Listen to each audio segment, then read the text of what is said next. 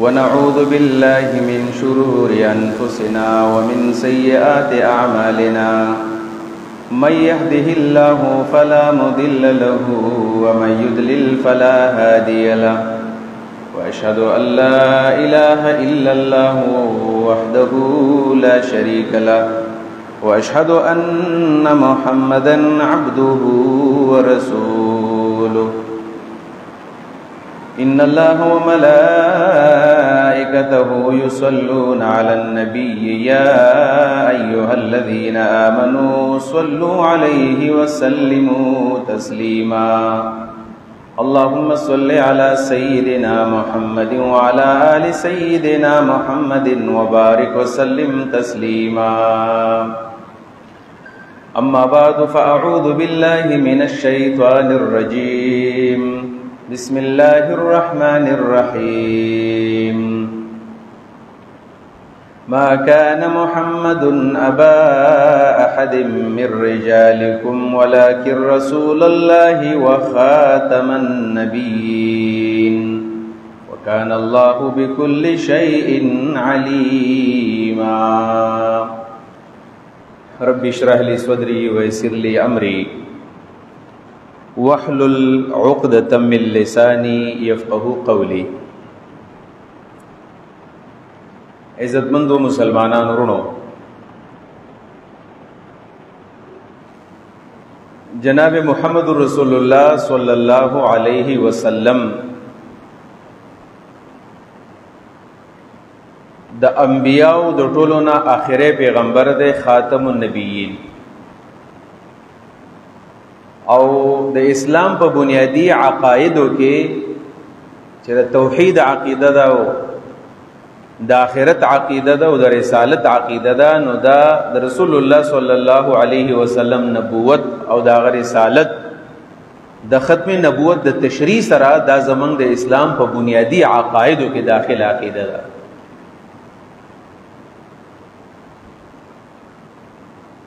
او دا عقیده قرآن بیان کړی دا داسې څه کلامی بحث هم نه دی چې چېرته د علماو بحث دی او یا د علم الکلام مسله ده بلکې خالق کائنات الله رب العالمین په قرآن کریم کې په سورۃ الاحزاب کې په خپل باندې دا خبره کړې ده چې ما کان محمد ابا احد من رجالکم ولکن رسول الله وخاتم النبیین او دا شای نزول هم دا سه ده آیت مبارک چې رسول الله صلی الله علیه وسلم کله وعده کو نبی علیہ السلام لومبه وعده د حضرت خدیجه رضی الله عنها سره کړی دی سیدہ خدیجه رضی الله عنها او د نبی علیہ السلام عمر 25 سال دی او د حضرت خدیجه عمر آغا 40 سال دی د نبی علیہ السلام سره چې کله واده وشو نبی علیہ الصلوۃ والسلام ډېر غریب وبدي وخت کې غربت او داسې مال دولت سره نو حالن کې حضرت خدیجه رضی الله تعالی عنها هغه د مکه په امیر خلکو کې وا امیر ترین زنانه و د مکه معظمه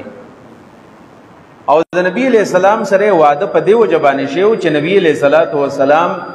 د نبوت نوړان دیم په صادق باندې او په امین باندې مشهور چې دا یو امانتدار انسان دی دروغ نه وایي چا په مال کې خیانت نه کوي د نبی علیہ السلام خاندانی چې کم پیشه او هغه بزنس او تجارت وو حضرت خدیجه ولا په یو وخت کې مال ورکړو په مزاربت باندې مزاربت دې ته ویل کېږي چې یو کس پیسي او د بل کس تجربه او مهنتي دې حضرت خدیجه نبی علیہ الصلوۃ والسلام ته یو آفر وکړو چې ته د څه کوو کې چې زما د غلام میسره به د سره یو شام ته زما د اعمال تاسو په تجارت باندې وېسي مزاربت باندې چې کومه ګټه او شریکي او تاوان ناسم زما د دې ته مزاربت ویل کېږي او تا ته خپل ګټه میلاو شي مزدوري به میلاو شي نبی علیہ الصلوۃ والسلام هغه دعوت قبول کو او لاړو شام ته حضرت خدیجه چې کوم مال او هغه د ځان سره وړو کله چې نبی علیہ الصلوۃ والسلام شام ته لاړو لا نبوت ورته نه میلاو شوی او د حضرت خدیجه غلام میسره و سره ده ډېر لوی ګټه وکړه ډېر زیات لوی تجارت وکړو او دومره ګټه چیرته حضرت خدیجه له چا په مزاربت کې نو ورکړې څومره ګټه چور نبی علیہ الصلوۃ والسلام ورکړه په دې دوران کې چې د خدیجه رضی الله عنها کوم غلام د میسرانو د نبی علیہ السلام په د ټولو اوقات باندې او د په دې د بزنس ایکسپیرینس او تجارتی تجربه باندې نظر او چې دا خورر په بهترین انداز باندې دا تجارت کوي نو واپس شکل راغلل ګټه کړه دنو د ګټې نم ډېر مطمئن شول او بیا وته حضرت میسره د نبی علیہ السلام د صداقت او د امانت او دغه د دیانت کیسې وکړلې چې ګوره دروغ نه دی ویلي پکې په 2 نمبرې باندې او شین نه خرڅ کړي د چا څه دوکه نه کړي دروغ پکې نه دی ویلي ملاوټ نه دی کړي اصل شی خرڅ کړي داغي باوجود یې ګټه کړي دا حضرت خدیجه د دوه خاوندانو نه پاتې مخکې دوه نشيو او بیا کونډه نو د رسول الله د صداقت او امانت نه چکل متاثر شول نو نبی علیہ الصلوۃ والسلام ته پیغام راولېګو اول کته زما سره رشتہ کول غواړي نو زستا سره واده کوم نبی علیہ السلام یې زبد خپل تر سره مشوره کوم حضرت ابو طالب چې د حضرت علی سے پلار دی دا سره مشوره وکړه چې دې زنانه ماته د نکاح پیغام را لېګلې دی ابو طالب هم حیران دی چې دومره قابل خزا دومره زیاته مالدار خزا او ډېر لوی خلک پاغه په رښتې لګي او هغه نه تیاریږي او نبی علیہ السلام ته خپل باندې آفر کړی دی او دا جایز کار دی چې زنانه یو نارینه ته خپل پیغام ولېږي څنګه چې نارینه یو زنانه سره واده کولی شي د پوسه کې نو د زنانه ته حق حاصل لسه ګناه خبره نه ده اگر چې چا پر رواج کې چا پر رواج کې بنئ عربو رواج کې ودا سي نو نبی علیہ الصلوۃ والسلام ته ابو طالب ویل چې دا درخواست قبول کا درخواست قبول کو او نکاح وشولا کله چې نکاح وشولا نو په دې دوران کې د حضرت خدیجه رضی الله عنها سره ډېر مال دولت او ټول مال دولت نبی علیہ السلام لور کو ولدا مال نه پستا ده قران وی کنه وجدک عائلا فاغنا الله غریب مندلې وي د خپل خزه په مال باندې الله مالدار کړل او نبی علیہ السلام یو امیر انسان جوړ شو خدا مال ځان نه لګولې دی په دې غریبانو په دې کندو یتیمانو تقسیم کړی دی رسول الله صلی الله علیه وسلم د مال دولت وګینو نه دا مقصد چې دا مال دولت ځان جمع کی په دې دوران کې د حضرت خدیجه رضی الله عنها د دې سره یو غلام دی زید بن حارثه نومې دی دا غلام نو بنیادی دربانه دا ماشوم او چر در خپل کلی نه د ماشومان سره په لوب راوته وو او په لار کې یو تجارتی قافله روانه و نو دای ونیو و جاسم سوق نشته نو دای ویوړو او خرڅه کو په میله کې خرڅ غلام نو آزاد او ماشوم دی کله چې په میله کې خرڅ کو نو دا د حضرت خدیجه د ترزوی د حکیم بن حزام رست ایمان راوړی دی رضی الله عنه هغه ته چې مال غلام ول دا الک ولدی د ترزوی واغستو حضرت خدیجه اتفاقیات دي دا د حضرت خدیجه غلام او بیا کله چې نبی علیہ السلام سره واده وکړو نو نبی علیہ الصلوۃ والسلام ته گیفت کو الله ستاسو رسول الله سره نبی علیہ الصلوۃ والسلام چې کله تاسو کول تاسو کې نو زه غلام نه نبی علیہ الصلوۃ والسلام دا خو نشم کوله چې دا یو آزاد الک دی او د آزاد مور او آزاد پلار نه پیدا د زری غلام د آزاد کویستا او چې آزاد کو نو ظاهر خبر او چې نبی علیہ الصلوۃ والسلام وسخه ګړم ډېر زیاتې کول نو دا خبر مشهور شول داغه زید ابن حارثه چې کوم والدین د حارثه او دغه خاندان ابو ته پته ولګی چې زمونږ الف خود نبی علیہ السلام سره درال البسی نبی علیہ السلام نے مطالبه وکړه چې دا ماشوم زمنګ د دامنګ لراکه نبی علیہ السلام راوستو ویل دا بچیا ویل د مور خپل دی کزه وسره نو زری پرېدم او که زما صفاتی کېږي نو زری ساتم هغه چې مور خپل ولیدل ویل بس دا می پورا و چې تاسو مولیدلې خو زه د نبی علیہ السلام نه زما د سرايما د خپل پلار او د مور او د خاندان په ځای باندې نبی علیہ السلام له ترجیح ورکړه چې د سره وخت یې روما نو نبی علیہ الصلوۃ والسلام ورته بیا وته زما بچی شولې زه خپل پلار دې پرې خو ته نو زه دې پلار یې مګنه نو خلق ورته بیا زید بن محمد وای صلی الله علیه وسلم وکله د عربو یو رواج چې چا بکله یو چاته بچي وایو دلته خلک چاته بچي وای کنه ماشومان ځان سره ساتي چې چا بچي نه او په زمانہ کې بچي چاته بچي وایو نو بیا به ټیک ټاک بچي میراث کې به ولې سور کولا څنګه چې خپل زوی دغه شان احکام به خلکو منل لاغي دا طریقه ټیک نه و هغه پردې بچي دي دا طریقه الله رب العالمین ختمول غختل نو چې ختمول غختل په دې باندې پابندي ولګولا او رسول الله صلی الله علیه وسلم په باره کې کلیر ویلو چې ما کان محمد ابا احد من رجالکم محمد رسول الله صلی الله علیه وسلم پتا سو کې د الکان او د سړو پلار نه د جنکو پلار دی څه مطلب دی یعنی دا زید بن حارثه د نبی علیہ السلام زوی نه دی تاسو د زید بن محمد مو ای بلکې زید ابن حارثه ورته وای ادعوهم لآبائهم الله مسلمانان ته ویل د خپل پلارانو په نومونو باندې راو باندې ګوره دا د پیغمبر بچی نه دی. عبد الله بن عمر وی مخکې وته موږ زید بن محمد وایو چې دا آیت کله راغی نو بیا ورته موږ زید بن حارثه شروع کو. د رسول الله صلی الله علیه وسلم درې زامن دي خدا ټول ماشوم والی کو پات شوی دي. حضرت ابراهیم د ماریه نه پیدا دی وینځوا د وینځي بچی دی ام ولده شو بیا او دا دو بچی چې کوم زامن دي قاسم او عبد الله دوال قبادي طيب او طاهر دا یو الګ دی. عبد الله او قاسم دا د نبی علیہ السلام د خدیجه نبی دادی بیا او سلور لوریان دي. زینب مشردا رقیه ور پسیدا ام کلثوم ور پسیدا او فاطمه الزهرا رضی الله تعالی عنهن دا اخیره معشومه او کشر لور دا د سلور لوریان یو درې زامن د نبی علیہ الصلوۃ والسلام. خدا لوریان ټولی چې واده شوی دي ټولی حضرت زینب چې په ابو العاص باندې واده وا حضرت فاطمه په حضرت علی واده وا رقیه او ام کلثوم دا د ابو لهب په بچو عتبه او عتبه باندې واده شولې کوجدن نفس ول طلاق ورکړ بیا حضرت عثمان واده کړی دی. دا د نبی علیہ السلام درې زمان عثمان علی او ابو العاص مشرک به ایمان راوړی دی ورستو اول مشرک شرک پالت کو سنکاح شو او جایز چونکه زامن په ماشومالی باندې وفات دي نو الله ویل چې ما کان محمد ابا احد من رجالکم دا محمد صلی الله علیه وسلم سړو پلار نه دی یعنی زید ابن حارثه دا رسول الله زوی نه دی. بس خبره ختم شو بیا او صحابه کرام زید بن محمد نه ویل. البته دو لقبنا الله تعالی نبی علیہ السلام له ورکړل چې دا زمنګ دوانه بنیادی عقیده دي ولکن رسول الله وخاتم النبیین دا محمد صلی الله علیه وسلم دا الله رسول له او خاتم النبیین دی. نو دا زمونږ عقیده دي محمد رسول الله د الله رسول له اخره رسول له چې اخره رسول له دې ته خاتم النبیین وي. خاتم النبیین د پیغمبرانو مهر دی او نبی علیہ الصلوۃ والسلام د دې آیت تشریح په دې الفاظ باندې وکړه. د حضرت ابو هريره حدیث ته په بخاری شریف کې نبی علیہ السلام فرمایي انما مثلی ومثل الانبیاء قبلی زما او د پخوانو پیغمبرانو مثال د څه دی لکه یو دیوال دی یو تعمیر دی او دا مکمل شوی دی او څوک خال راشي او غیر چاپیر ته تاو راتاو شو چې دا خو ډېر زیات مزیدار دیوال دی او ډېر تعریف یې وکړي ډېر وستایي خو په آخر کې نظر په یو خخت باندې ولګي چې یو خخت به کې کم نو دا تماشا کوون کې وای چې ډېر خسته تعمیر دی خو دی وی خخت ځای به کې کم دی چرمان دا خخت په دې باندې ولګي نو دا دیوال بیا مکمل دی. نبی علیہ السلام فرمای انا تلک اللبینا دا خخت زیما انا خاتم النبیین ولا نبی بعدی ز خاتم النبیین زمانہ پس بل پیغمبر من راضی دا د پیغمبرانو یو دیوال مکمل شوی دی زی اخره پیغمبر یما د دې انبیاء مشن به مکمل کوم دا کم دین او د کم اسلام د پاره چې دا پیغمبران راغلی او دا غي کمپلیشن او دا غي تکمیل او دا غي تتمیم او دا غي غلبه بزکوما څنګه قرآن وی هو الذی ارسل رسوله بالهدى ودین الحق ليظهر على الدين كله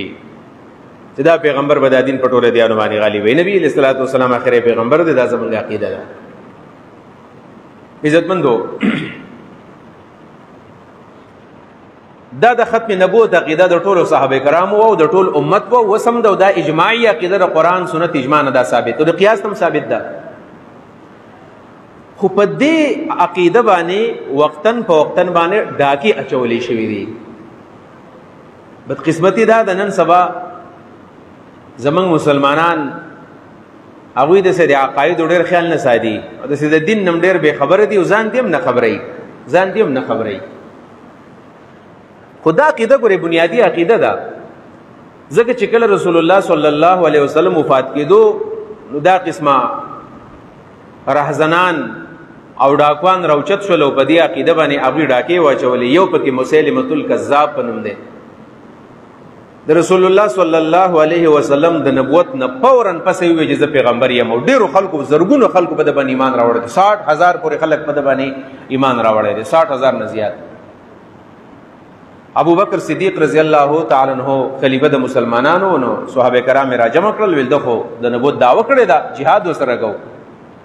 دا د یمامیو خالد بن ولید هغه ته ویل چې ته اعلان وکړو تر دې مشر شوې سی بسالار شوې او د یمامه میدان دلال شو د دې مسلمه الکذاب خلاف jihad وکړه. خالد بن ولید د صحابه کرام په معید کې لاړو د مسلمه الکذاب خلاف jihad وکړو. په دې jihad کې د مسلمانانو 1200 صحابه کرام تابعین شهیدان شو. 1200 یعنی دې عقیدې دپاره 1200 صحابو تابعین قرباني ورکړله چې ما او تا ته خبر نه یو. 1200 صحابه تابعین دا د ختم نبوت شهدا دي. په دې عقیده باندې هغوی ځان قربان کړی دی. نن سبا چې کله څوک په ختم نبوت باندې ځان قربانوي نو دا عام خلک ورته ډېر کم نظر باندې ګوري، وایي دا جذباتي دی او دا نه دی خبرو، دا لیونی شوی دی او د دماغ کار نه کوي. د دماغ یې کار کوي. د اسلافو د مشرانو 1200 په تعداد کې قرباني ورکړې و، ځکه دا سړی ځان قربانوي. د هغې سره سره په دغه معاشره کې د اسود عنسي په نوم باندې بل بدبختو هغه هم دا دعوه کړې ده.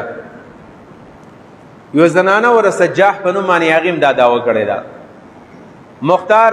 ثقفي په نوم باندې په ایران کې یو بدبخته هم دعوه کړې ده. وقتاً په وقتاً باندې د خلکو دعوې کولې، حتی چې زمونږ د هندوستان په خاوره باندې هم د غلام احمد قادیانی په نوم باندې یو بدبخت را پیدا شو او هغه هم د نبوت دعوه په هندوستان کې د پاکستان هندوستان په خاوره باندې دا دعوه وکړله. دا خبره بنیادي کوم خبره کول غواړم هغه دا ده د حالاتو په تناظر. دا تیر اوس کوم د سپریم کورټ او پاکستان کوم فیصله چې راغلی وه 3 رکني بینچ باندې، نو په هغې زه خبره کول غواړم چې زموږ د مسلمانانو ته پته ولګي چې څه شوي دي او څه کېږي په دې وطن کې. غلام احمد قادیانی د نبوت دعوه وکړله او دا د 1903 کې دا پیدا شوی دی او دا 19مه بلکې 20مه صدۍ چې دا ټوله صدي دا یو د قربانو نه ډکه صدي د مسلمانانو، خاص کر د هندوستان د مسلمانانو تېره شوې ده. کله چې د په ختم نبوت باندې ډاکه واچوله او ځان ته یې وویل چې زه پیغمبر یم، نو چې زه پیغمبر یم د دې خبرې مقصد دا دی چې دا د رسول الله صلی الله علیه وسلم د ختم نبوت عقیده نه مني، رسول الله خاتم النبیین نه مني. د سورۃ الاحزاب په دې آیت باندې کافر شو چې الله فرمایي چې ما کان محمد ابا احد من رجالکم ولکن رسول الله وخاتم النبیین. یعنی څوک چې رسول الله مني د خاتم النبیین سره به مني چې د پیغمبر نه پس بل پیغمبر نه راځي. رسول الله فرمایي لا نبی بعد، زمانه بل پیغمبر پس نشي راتللی. نو دوی زه پیغمبر یم نو دا کافر وګرځېدو. چا چې په ده باندې ایمان راوړ دا هم کافر شو. لہذا په ټول هندوستان پاکستان خاص کر پاکستان کې د دې خلاف یو تحریک وچلېدو. مولانا یوسف بنوري رحمه الله د کراچۍ د ختم نبوت د تحریک مشري وکړله او د پاکستان ټول مذهبي جماعتونه او ټول سیاسي جماعتونه هغه په یو پیج باندې شول او د دې غلام احمد قادیانی خلاف تحریک وچلو په چوکونو چوراهونو کې هم په جماعتونو حجرو کې هم. او آخر داسې شوله چې د پاکستان په قومي اسمبلی کې په دې باندې باقاعده قرارداد هغه پیش کړل شو او هغه باندې بحث وشو او د بحث نه وروسته دا فیصله وشوله چې دا قادیانی کافر دی. په 1953 کې مولانا مودودي رحمه الله قادیانی مسله کتاب لیکلی او دغه قادیانی مسله د کتاب په پاداش کې ایوب خان ګورنمنت هغه جیل ته واچو او سزای موت یې ورته واورو او پانسیګاټ ته وخوتو. خو د الله رب العالمین فیصلې ځان لوي جدا وي، د الله فیصلو له څوک مخامخ نشي راتللی. الله چې مولانا مرحوم بچ کو هغه ته بچ شو، هغه پانسی نه شو. البته یو ډېر لوی قرباني د پاکستان عوامو علماو ورکړله، عوامو ورکړله او اخر د بټو صاحب زمانه وه او د پاکستان قومي اسمبلی 1973 کې د پاکستان اسلامی دستور جوړ شوی. پاکستان کې 3 ځل دستورونه جوړ شوي دي. 56 کې جوړ شوی دی 1956 کې لومبی دستور، بیا په 1962 کې جوړ شو او دریم دستور په 1973 کې. دا دومره لوی تحریک چې کله وچلېدو نو بیا د 1973 د آئین نه پس په 1974 کې یو کال بس 30 جون 1974 په وخت کې یو MNA په وخت کې MNA مولانا شاه احمد نورانی صاحب هغه یو قرارداد پیش کو او هغه قرارداد په قومي اسمبلی کې په دې نوم باندې پیش کو چې دا قادیانی کافر دی او حکومت پاکستان دی دته کافر وي. دا قرارداد مولانا شاه احمد نورانی سے پیش کړی دی او په وخت کې زمنګ د دیرنا هم صاحبزاده صفی الله صاحب هغه د قومي اسمبلی ممبر و په دې وخت کې. د کراچۍ نه پروفیسر غفور صاحب د جماعت اسلامي ممبر و. د دې اوسو کسانو بلکې په هغه وخت کې چې څومره علماء کرامو ناغیم تایید وکړو د نورانی صاحب او ابل پیش کو او داغه نه پس یو بحث شروع شو په قومي اسمبلی کې. بټو صاحب یو کار وکړو چې څومره د صوبایي اسمبلی ممبرانو څومره د قومي اسمبلی ممبرانو هغه او دارنګ علما کرام او وکیلان راوصلو په قومي اسمبلی کې به د قادیانیانو چې کوم مبلغو دای راغوښتي چې تاسو کې نه یو په دې باندې بحث وکړي چې آیا قادیانې کافر دی او کنه دی ولله سوځي بحث وشو دا غي نه پس دا فیصله وشولا چې قادیانیان کافر دي او دا د پاکستان اسمبلی او د پاکستان قومي اسمبلی او د پاکستان جمهور دا فیصله وکړه چې قادیانې کافر دی او آئینی طور باندې او دستوري طور باندې قادیانی ته غیر مسلم اقلیت ویل شو دې ټکی باندې ځان پوهیږي د پاکستان دستور ویلو د پاکستان قومي اسمبلی ویل چې قادیانیان ځان ته مسلمانان وایي او د رسول الله صلی الله علیه وسلم ختم نبوت نه مني لہذا دا غیر مسلم اقلیت دی غیر مسلم اقلیت لکه زمون په پاکستان کې هندوان دي زمون په دې کې سکان دي زمون په دې کې عیسایان دي دې ته اقلیت وایي دا مسلمانان دي دا غیر مسلم اقلیت دی او فیصله وشولا دا ځان ته مسلمانان نه وایي ځان ته مسلمانان نه وایي د خپل مذهب تبلیغ بنه کوي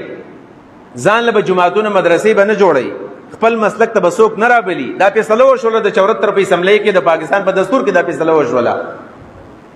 او د الله په فضل باندې دا ډومبه موقع چې د پاکستان ټول عوام کدا علما دي او عام خلک دي دی په ډومبي ځل باندې اتحاد او اتفاق کو د دې اتحاد او د دې اتفاق برکت چې قادیانی ته کافر ویل شو او دا د پاکستان د عوامو د پاکستان د اسمبلی د ډېر لوی فتح وا او قربانو یو قسم ثمره راوړل او داغه نتیجه خیز قربانی شولې چې قادیانی ته کافر ویل شو د 1974 نه را پدې خوا قادیانیانو ته پاکستان غیر مسلم اقلیت وایو خواږي ځان ته غیر مسلم نه وي ځان ته اقلیت نه وي یعنی د څه شول چې د پاکستان د آئین نه باغیان دي د پاکستان دستور نه مني ځکه د پاکستان دستور ورته غیر مسلم وي دا غیر مسلم دي ادي من غیر مسلم نه یو مطلب د دستور نه مني کنه نو دلته خو چې څوک چیرته پاکستان دستور نه مني بلکې توهین عدالت وکړو او په سټیټ کې دنه سټیټ جوړ کو نو دا غزه بیا توري تنبیه خدا قادیانیان چې په دې ربو کې په دې جناب نګر کې دا التدی او د دې لټریچرم تقسیمیږي او د دې تبلیغ هم شروع ده په سوشل میډیا باندې شروع ده عام مقاماتو کې شروع ده د دې په تفاسیر باندې پابندي ده د دې په مذهبي لټریچر باندې پابندي ده په 74 کې پابندي ولګیدل لیکن د نن پورې دغه سرګرمي جاری دي تاسو لږ سوچ کوئ په دې خبره باندې کنه 74 کې وی چې دا غیر مسلم دي 1974 نواله تر دننه پورې 26 سال او 24 سال 50 سال وشول په دې 50 سال کې دي ته من کافرونه وایو کاغذ کو ته کافر ویل شوی دی تاسو خوده تاسو وایي چې سټیک روان دي پاکستان کا مطلب کیا لا اله الا الله لیکن دا سوچ پکار دی چې 50 سال وشول په دې 50 سال کې اخر ولې داخله ختم نشول دا ورس پروز باندې ولې زیاتېږي داسې چل چې دا زیاتېږي معلومی کې دا چې زمنګ د پاکستان په دې جړلو کې غداران ناشتي په دې بیوروکراسي کې ناشتي په دې ججانو کې دي کم چې پکی عہدو باندې او پکلیدي عہدو باندې کم خلک ناشته په دې کې داوی الیکار ناشتي او هغه ته باقاعده فندونه کوي فندډ خلک ناشته او هغه د قادیانو نه سپورټ کوي وقتن په وقتن باندې هغه د سپورټ ملاويږي دوه سپوري هغه لګیا دي دا 13 ورځې کې دا کومه مسله چې راغل د نو په دې مختصر زتا سو پوي کومه هغه دا سپریم کورټ پاکستان کې ابل ورځې یو فیصله شوی و د پاکستان چې کوم لوی علما دي هغه مرا غوښتلی ورلا وکیلانو پاغه کې او د سپریم کورټ پاکستان په عدالت کې 3 رکنی بنچ قائم شو د مبارک ثانی په نوم باندې یو کس دغه په باره کې فیصله ورولې شو دا مبارک ثانی څوک دی دیم نمبر دا چې دا سیچل شوی دی دا جیل ته ولې تلو او دا فیصله ولې وشوله په دې باندې ځان پوهه کدا یو تفسیر د تفسیری صغیر په نوم باندې تفسیری صغیر دا تفسیری صغیر د چا دی دا د غلام احمد قادیانی چې کمزوی دی مرزا بشیر الدین محمود په نوم باندې مرزا بشیر الدین محمود درځي قادیانی زوی دی کوم چې نبوت داوا کړي ولا هغه زوی دی او دا مرزا بشیر الدین محمود او دا د خپل بلار خلیفہ دی دا ردی دویم خلیفہ دی دویم امام دی یو قادیانی دی دویم دا مرزا بشیر الدین محمود دی دا تفسیر اغلی کړي تفسیر صغیر په دې تفسیر کبیر کې د قران کریم ترجمه مختصر تشریح کړي دا او دا ترجمه چې کړي دا نو بنیادی تور باندې د دې ترجمه نقصان دا دی چې د ختم نبوت سره چې متعلق کوم آیاتونه دي هغه خپل تشریح وکړه او د دې تفسیر صغیر په نتیجه کې هغه خپل پلار ته پیغمبر وایو دا احمدي مسلمانان چې ورته وي نن په بار دنیا کې ډیر دی دلته ډیر زیات دي. دا تفسیر صغیر دا مسلسل چاپ کېدو نو 1974 کې باقاعده فیصله راغله. سوچ کوئ تاسو چې دی خپل مذهبي لټریچر نشي چاپ کولای، خپل تفاسیر نشي چاپ کولای، د حدیثو کتابونه نشي چاپ کولای، د دعوت تبلیغ کتابونه نشي چاپ کولای، نه چاله تبلیغ کولای شي. لیکن 1974 نواله د 2016 پورې سوچ کوه څومره ټایم دی. 74 26 سال دغه شو او 16 سال پسې دا شو، دا 42 سال تقریبا وشول. 42 سال پورې دغه تفسیر ټیک ټاک چلیږي. نو په 2016 کې داسې وشوله. 2016 کې 2016 د پنجاب حکومت راولګېدو او هغوی په دې باندې پابندي ولګوله. 2016 کې په دې باندې پنجاب حکومت پابندي لګوله چې دا خو غلط کار دی، دا خو پاین کې لیکل شوي دي چې دا به موږ نه چاپ کوو. دی به خپل مذهبي لټریچر نه چاپ کوي او دی را لګېدلي تفسیر هغه چاپ کړی دی او مسلسل چاپ کوي. دا ورته ویلي چا دي، د دې سرپرستی څوک کوي؟ دا 240 کاله ورته چا ووي چې تاسو چاپ کوئ؟ دا هم دې پاکستان کې خلک ناست دی که نه؟ د پنجاب حکومت په دې باندې پابندي ولګوله. د دې نه وروستو بیا داسې وشوله چې لاهور هائی کورټ کې 2016 نه واله 2019 کې بیا 2019 لاهور هائی کورټ د 5 مارچ 2019 کې هلته یو جج شجاعت علي خان په نوم باندې هغه دا فیصله بیا وکړله د لاهور هائی کورټ نه باقاعده دا فیصله وشوله چې په دې تفسیر باندې پابندي ولګېدله. دا بین شو. نو پنجاب حکومت په 2016 کې بین کو او د هغې توثیق بیا د 2019 په فیصله کې د لاهور هائی کورټ نه راغی چې دا بین دی، دا به څوک نه چاپ کوي، دا به څوک چاله نه ورکوي. 2019 په 5 مارچ باندې فیصله وشوله. تاسو سوچ کوئ د پاکستان په دې جرلو کې قادیانیان څومره مضبوط دي، موږ داسې خاموش نه یو. په 5 مارچ 2019 باندې لاهور هائی کورټ فیصله وکړله او سبا نه بل سبا په 7 مارچ باندې 2 ورځې پس چناب نگر کې هم دې قادیانیانو دی راغونډ شو. دی وی چې پاکستان لاهور هائی کورټ څخه فیصله او د پنجاب د حکومت به څه فیصلې او دا موږ نه منو. اجوته کې نوک پر رک دینا چې ورته ویلې کېږي چې دا فیصلې اړو د 74 فیصلې مو نه منله، د 2016 او د 2019 بلکې 2 ورځې مخکې کومې فیصلې چې وشوله هغوی دا ونه منلې او لګیا دي. دا مبارک ثاني چې کم کس دی نو دا مبارک ثاني دا ردی مبلغ دی، دا دی ورسره نور کسان دي او دی راولګېدل او کل کر د چناب نګر نو د ربینا او د خپلو مذهبي مرکزونو نه هغوی راولګېدل او دا تفسیر صغیر چې کوم دی دا باقاعده دا په پلی سټور کې باقاعده شته. پلی سټور کې که سړی ګوري دا پلی سټور کې دی، اپلیکیشن دی مستقل در باندې. دی دغه شانې د خلکو موبایلو ته اړول شروع کړل، په ګوګل باندې دی، په پلی سټور باندې دی او دی چاپ کړل او دغه شانې په دې یونیورسټو کې په کالجونو کې خپلو ملګرو له ورکولو په دې طریقه باندې هغه خلک لګیا دي او خپل دعوت چلی. دومره زورور خلک دی. موږ وایي دا د 1974 نه واله تر د دې 2019 پورې څومره حکومتونه راغلي دي، چا هم پې پابندي ونه لګوله. او پلانې وزیر اعظم داسې قابل سړی دی او پلانې وزیر اعلی قابل سړی دی او پلانې جج قابل سړی دی او پلانې جرنیل او پلانې. نو کوم دي قابلان خلک؟ په دې خلکو باندې خدا په دې 50 کاله کې چا د دې مرۍ ته پړی وانه چو، د دې په لاس کې خو د دې زنځیر چا وانه چو، نه په خپه کې چا بیړۍ واچوله او د فیصلې نه 2 ورځې پس هغوی لګیا دي او دی د خپل دعوت او تبلیغ کار کوي. دا د پاکستان آئین دا خلک نه مني. مذهبي طور خبره خو جدا ده خو د پاکستان آئین هم نه منو. لہذا د دې خلاف خلک لاړل عدالتونو ته او ویل چې دی خو د پاکستان دستور نه مني.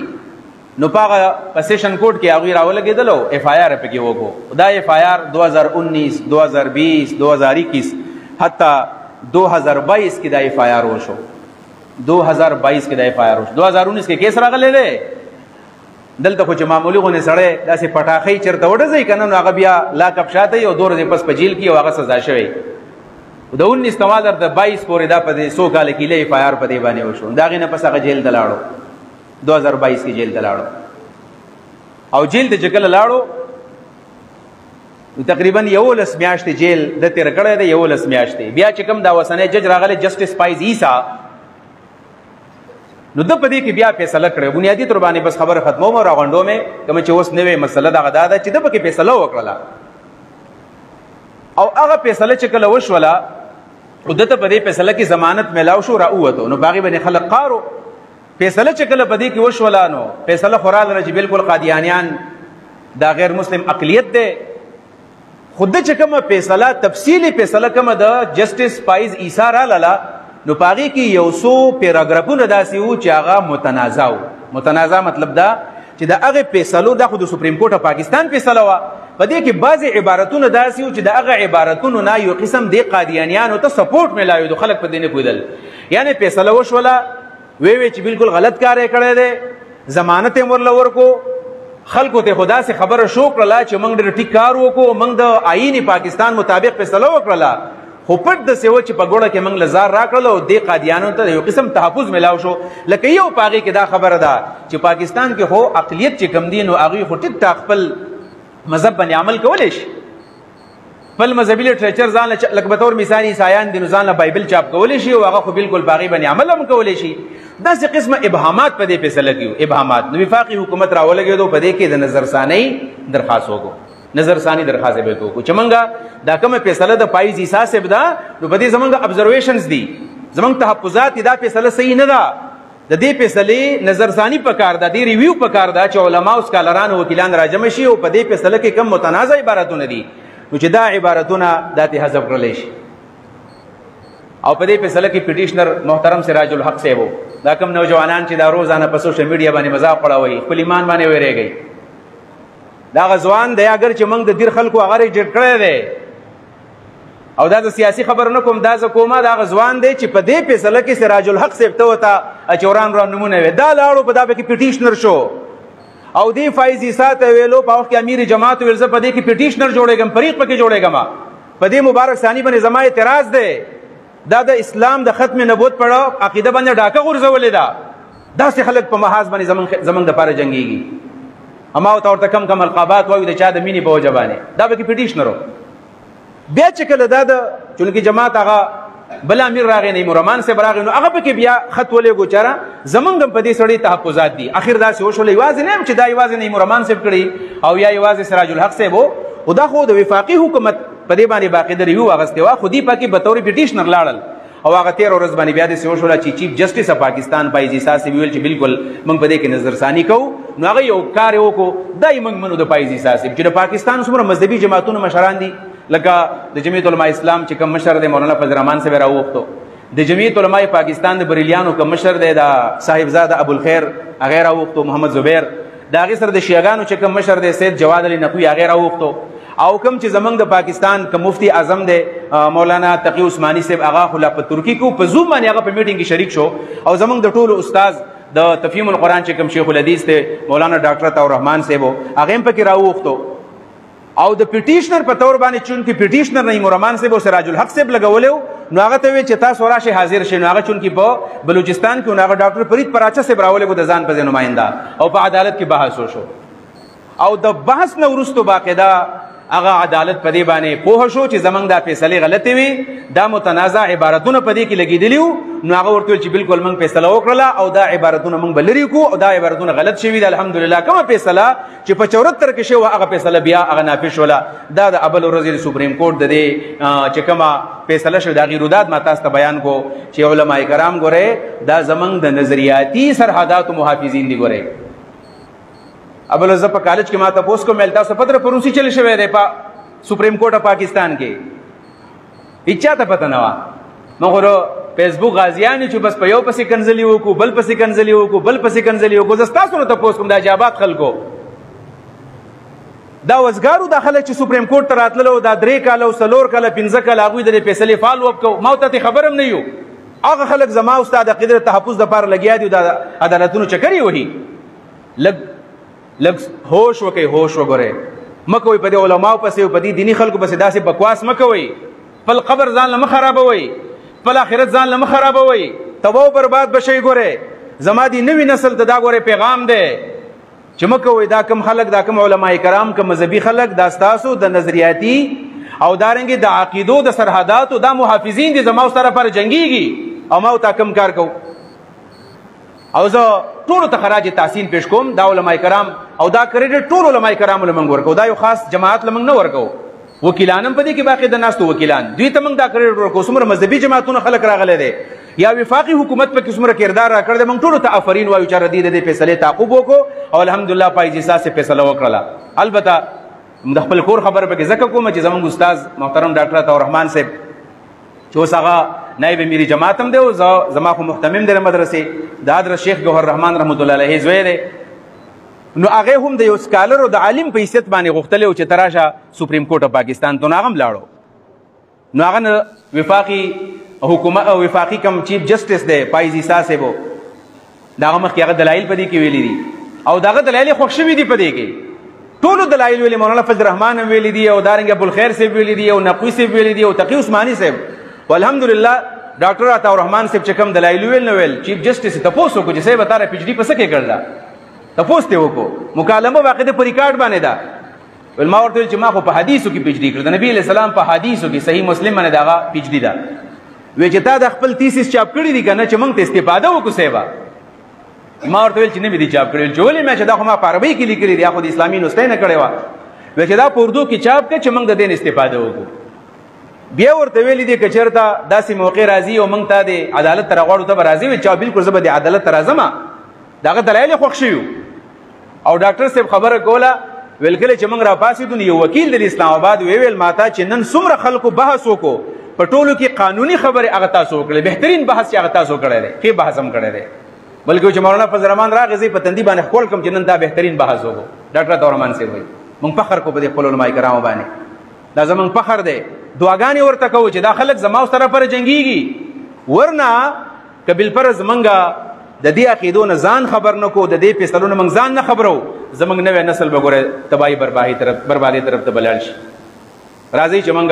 د خپلو عقیدو نه ځان خبر کو. د نبي علیه صلات وسلام عشق، د نبي علیه السلام محبت، دا چې زما او ستا زړه ته کوشي دا د قرآن فیصله ده چې ګوره نبي علیه صلات وسلام خاتم نبیین دی. او زمونږ د کوم چې دا ټیکس بک بورډ دی یو کار